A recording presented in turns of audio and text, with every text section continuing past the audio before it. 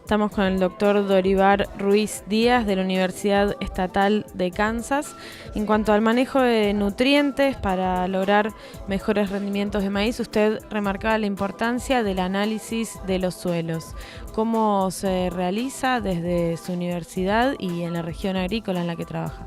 Sí, en Kansas es algo que enfatizamos mucho para los nutrientes inmóviles, digamos, el fósforo, el potasio. Usamos la guía es normalmente de 15 centímetros de muestreo y también usamos bastante lo que es muestreo de suelo para la parte de nitrógeno, en el que usamos un muestreo más profundo de 60 centímetros.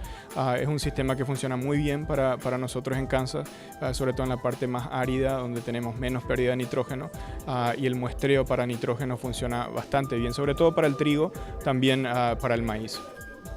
Usted justamente también hablaba de la importancia de la aplicación del nitrógeno y de diferentes momentos para hacerlo. ¿Puede ampliarnos? Sí, uno de los factores que nosotros enfatizamos mucho a nuestros productores, sobre todo cuando en los últimos años hemos tenido precios de grano más bajos, mucha preocupación por la parte de fertilizaciones e incluso cortar los niveles de fertilización en muchos casos. Nitrógeno sigue siendo el mayor limitante en la mayoría de los casos, por lo cual enfatizamos mucho y muchos de nuestros productores ven la parte de nitrógeno normalmente como el principal factor. La dosis de aplicación tiende a ser muy cerca a la óptima, en mi opinión. Entonces normalmente no tenemos un problema de deficiencia de nitrógeno muy severo. Algo que se está viendo ahora más y más es la aplicación también de nitrógeno durante el periodo de crecimiento del maíz, por ejemplo, donde productores van y aplican nitrógeno incluso hasta el periodo de floración, que es algo que tradicionalmente no se ha hecho para nitrógeno. Nitrógeno siempre se ha enfatizado a aplicación temprana, sin embargo estamos viendo aplicaciones más tardías.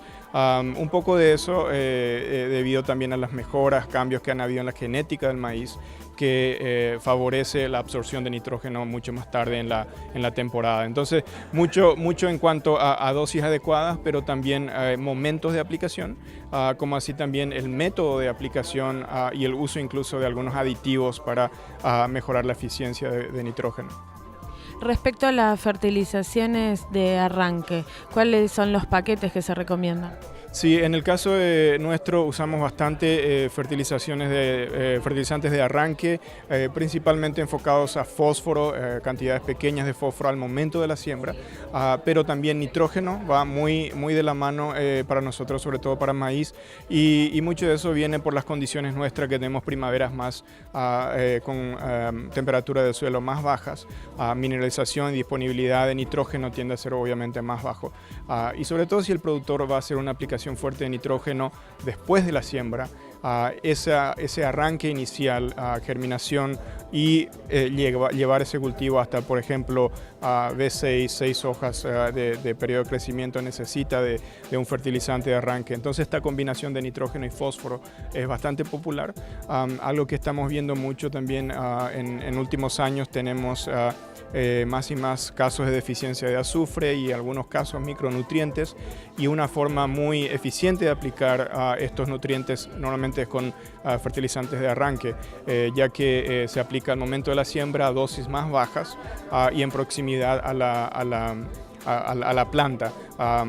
El caso específico, por ejemplo, de azufre, es algo que se viene haciendo casi como una práctica estándar para muchos de nuestros productores, aplicar cierta cantidad de azufre en rango de unos 15 a 20 kilos por hectárea para sobre todo maíz y trigo. Finalmente usted habló respecto a otras herramientas de manejo. ¿Cuáles son? Otras herramientas de manejo que estamos viendo muy de cerca y que nuestros productores están utilizando mucho para el manejo de nutrientes es el uso de sensores, sobre todo para el manejo de nitrógeno.